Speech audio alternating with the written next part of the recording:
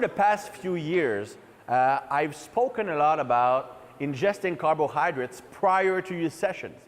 Now, I won't get into all the details because I've covered that many times in the past, but generally speaking, having carbs pre-workout is normally the best approach you can use, especially if you want to improve your muscle mass as much as possible or performance. The reason is that having carbs pre-workout will decrease the cortisol response during the session, because cortisol's main function when you're training is to mobilize stored energy. So if you have energy readily available when you're training, you don't need to mobilize it. So as a result, you are not overproducing cortisol. If you're not overproducing cortisol, you're more anabolic, you're gonna build more muscle. So it's more effective, making the training more effective.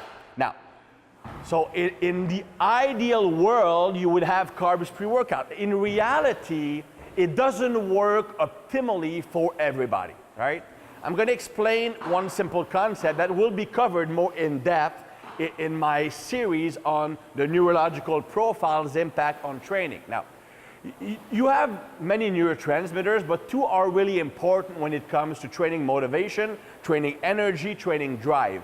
Dopamine and serotonin. Now, if dopamine becomes proportionally higher than serotonin, then you have a high work capacity, you have high motivation, you have high focus, you have a hard drive to train. You are basically a machine in the gym. If serotonin is higher than dopamine, then you actually are too mellow, too relaxed to be able to train really hard.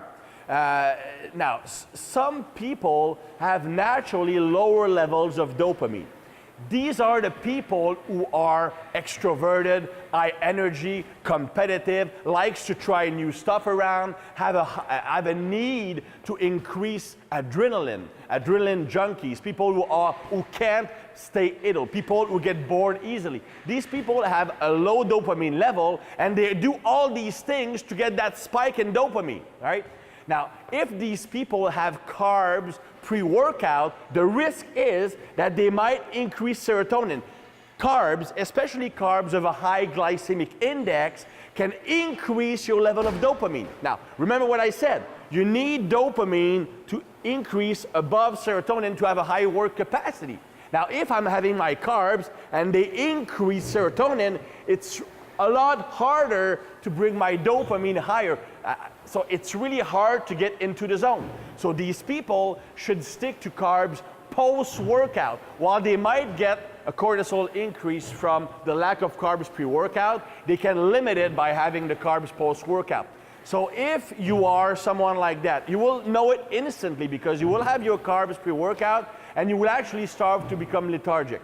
Another test, you can have a high carb breakfast and look at how you feel 30 minutes later. If you feel apathic, you feel relaxed, you don't want to train hard, like 30 minutes after having a high carb breakfast, it means that you are overproducing serotonin, and that is not the best strategy for you. If you don't feel that drop in will to train after having carbs, then having carbs pre-workout will be the best strategy for you. So it's all about finding the best strategy for your neurological profile and physiological profile to get the best possible results.